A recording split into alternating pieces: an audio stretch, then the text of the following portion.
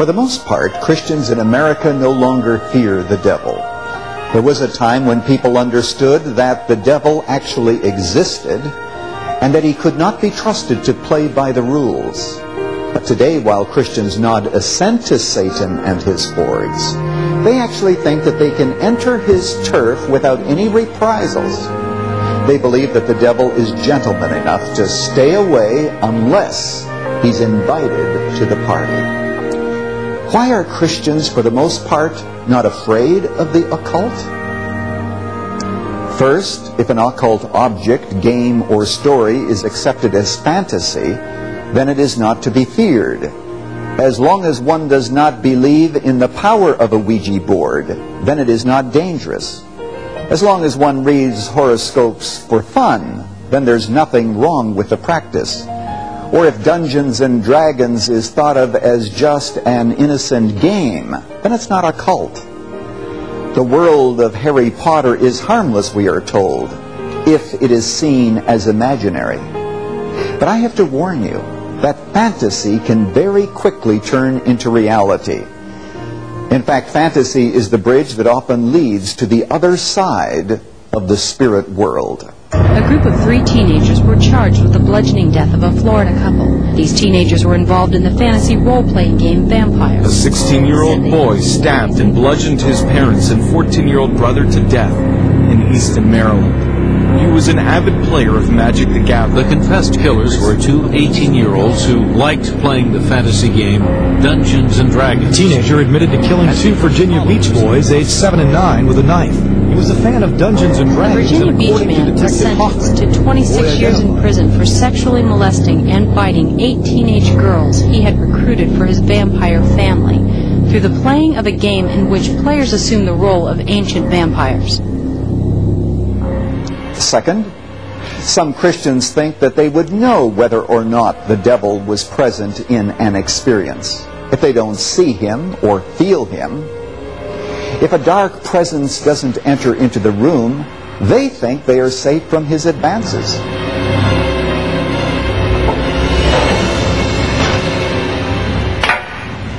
Get right to the point. As you know, we're in a serious battle. Our time is getting short. That's why we're here. Any ideas? What? Let's tell them there's no hurry.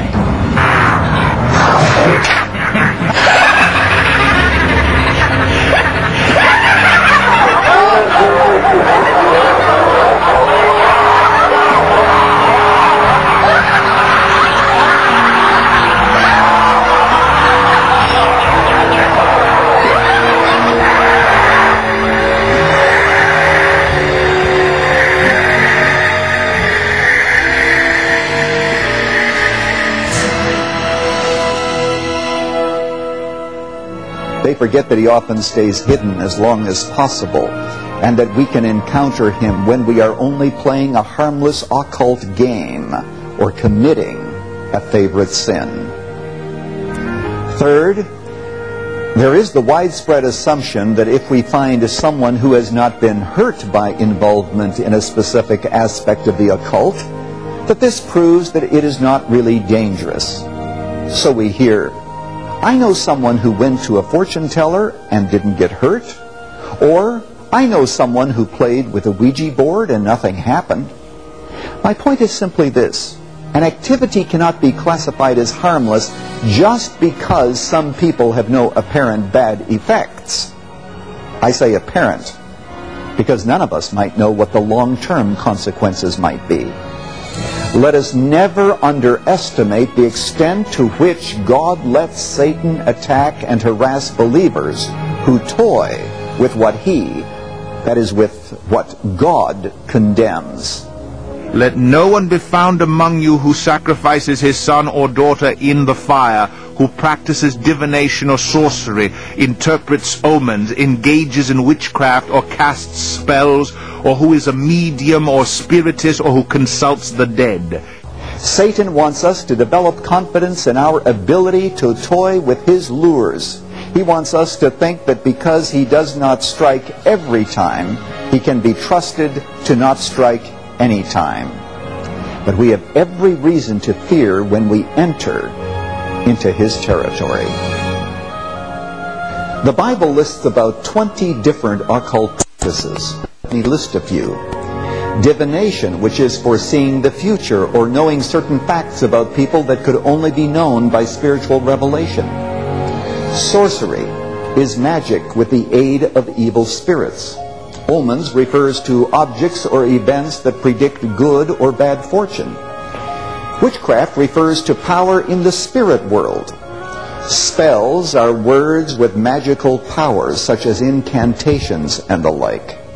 Mediums try to communicate with the dead. Spiritualists also purport to be in contact with the dead and have a wide range of occult interests. Why does God hate these practices? First of all, because they hold out promise of hidden knowledge that can't be gathered by scientific analysis.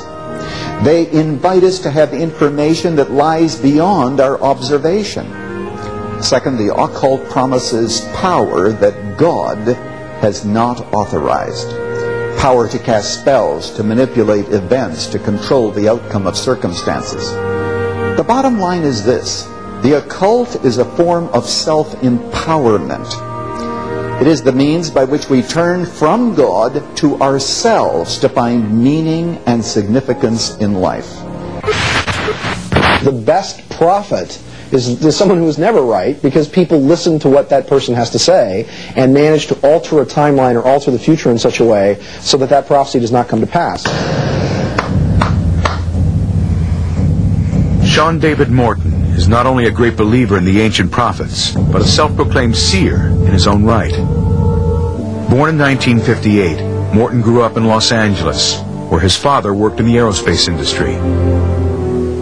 It was at this time that Morton claims he began to see the future. In his early 20s, Morton began publishing a newsletter, and on October 15, 1993, he published his prediction that a catastrophic earthquake would strike Los Angeles. He set the time frame from December 23rd through January 7th, pinpointing Northridge as the epicenter.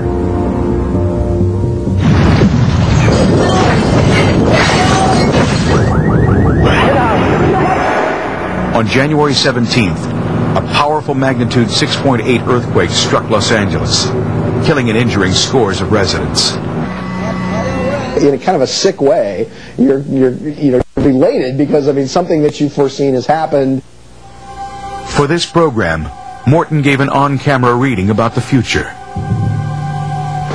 I know.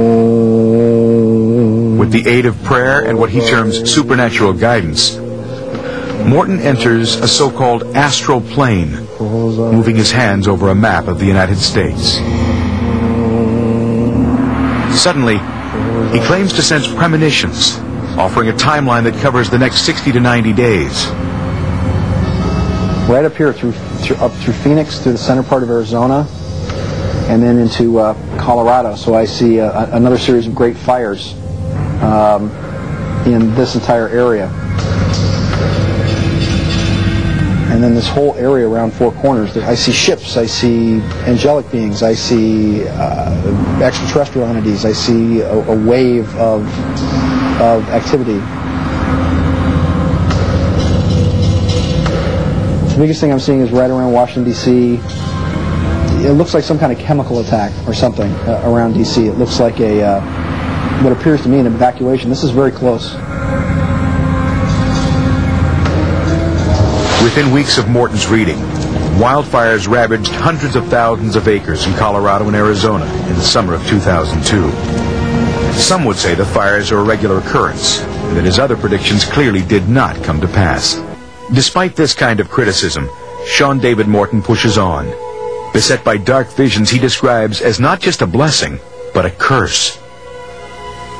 And all the terrible things that I see in the future, that the good guys win in the end, which I guess is the good news. Sorry. It's it's not so bad. I guess if I couldn't handle it, then the Creator wouldn't have picked me. But it's one of those things that who wants this job? I mean, if you're right, nobody likes you, and if you're wrong, nobody respects you.